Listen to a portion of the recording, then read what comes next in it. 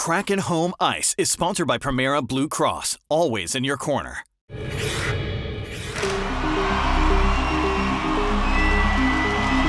Seattle Kraken are back. The boys report for duty. Here he comes, throwing snow out in front, turned along, they score!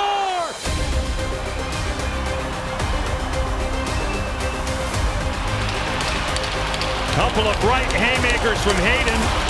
Centers one. No, off the bar, it stays out. 2-on-1, Myers scores!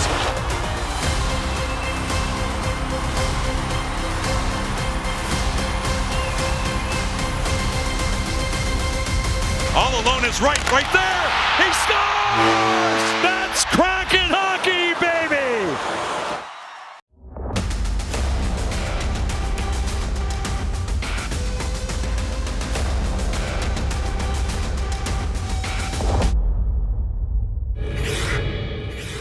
It's almost time for a new hockey season. Welcome to the debut of Kraken Home Ice. I'm Paul Sylvie.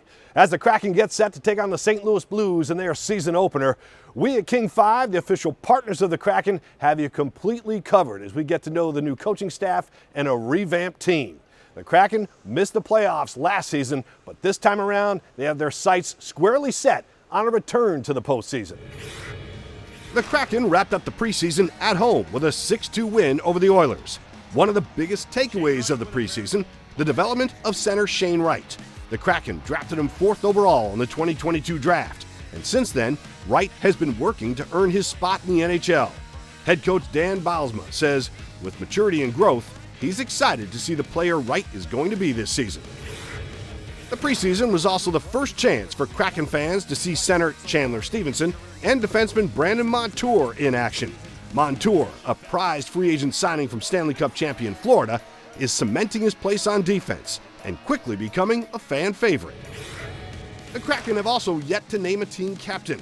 They are currently the only team in the NHL without a player wearing a C. Kraken head coach Dan Bylsma has gotten to know his team a little bit through training camp and the preseason. We had a chance to sit down with Dan, and he likes what he sees so far. I think how we want to compete is something that is gotten into camp the first 14 days and into our games. I think the asking the guys to be the most competitive group any and every given night, and I think we've seen a lot of pieces of that so far in camp. So if you had to pick out a player or two that have maybe stood out, who jumps off the page? A couple of guys have really impressed me with camp. We're talking about 62 guys in camp to start with. So we've seen some really good things out of Jacob Melanson, John Hayden, Billy Tavainen. They had a lot to show and a lot to prove in camp, and they did that. I think Andrei Burakovsky has showed extremely well in camp for me. Just his skating, his ability has really been impressive for me in this camp, and I guess it can't be overlooked. Brendan Montour's camp. It's a new player to the Kraken, free agent signing, and a lot of hype about as to what kind of player and person he is, and it has been very evident. He has a lot of juice, a lot of energy, and a really solid player. With a shot, he scores! Brendan Montour! You've talked a little bit about his fitness level and things like that. Is he what guy that players will go toward and realize who it is and back off a little bit because he's just, he's got this silent toughness about him? If you're talking about the opposition backing off, that would be great. But he's definitely got a presence about his play and his person, and the other team knows they're competing against that when they go out. So it's great to see. Is it tough for you as a coach because the practices start, you only get like a few practices, then the preseason games come on, and then this NHL preseason into the regular season seems to be super fast and probably difficult for a new coach and his new team. Yeah, it is. It happens quick and it happens fast, and with the number of games in the short amount of days as well, you're already into a just play games mode, not practice mode. But we got to fight against that and make sure we're getting the right amount of work and the right amount of mentality to have everybody be comfortable with how we're going to play at the start of the season. You got a veteran goalkeeper or goaltender like Grubauer. How important is it to have a veteran of his kind of leadership, maybe silent leadership that he carries back there? He just it's confident and calm, and just a demeanor that he's been through it before. He's been through a lot of different scenarios as a goaltender and tandems and the main guy and a backup guy, and he's had success in the playoffs. He's had success on different playoff runs. He's got a calm, confident demeanor about him, and just putting in his work, putting in his time, and everything's going to be okay. Follow me, everything's going to be okay, and that's a huge thing for the demeanor of the team and the success of the team. Yeah, well, we're all looking forward to it. I know you are too. So good luck this season, and we'll be chatting with you. All right, thank you. Bylsma takes over a team with some young stars, including center Matty Beniers, who signed a 7-year contract extension in the offseason. He's the first Seattle draft pick to sign an extension. Ariel Orsuto sat down with Matty to talk about his commitment to the Kraken.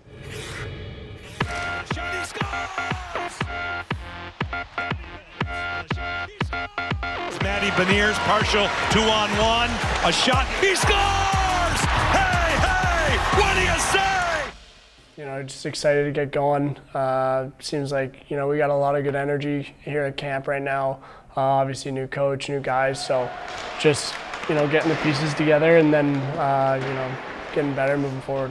For you personally, obviously, you signed that 7-year, $50 million contract in the offseason. You're the first person in this franchise to be like a franchise player for this team. Does that make you nervous in any way, that you have to kind of live up to something?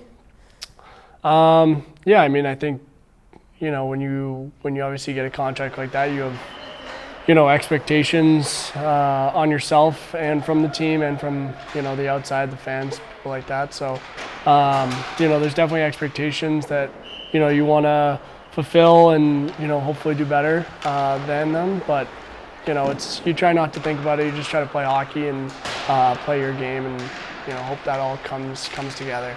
When you talk about those expectations, I mean, think back to last year.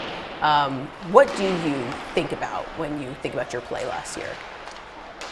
Yeah, I mean, I think, you know, overall I didn't do as well as I, you know, wanted to.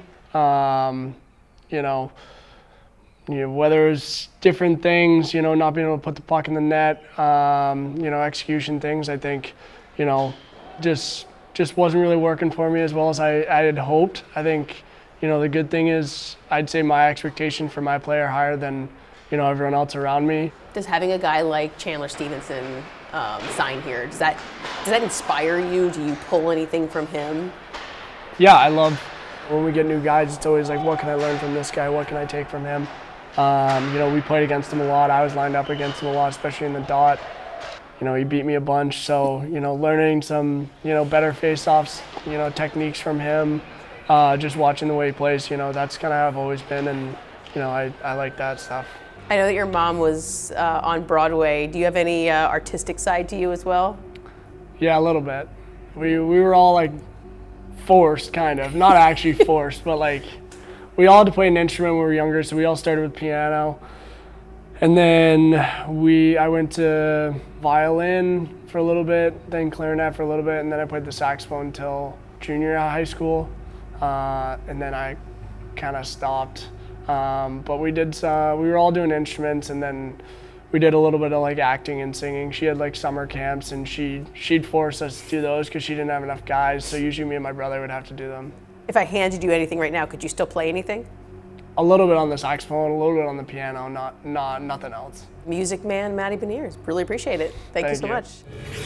Coming up next on Kraken Home Ice, the shootout.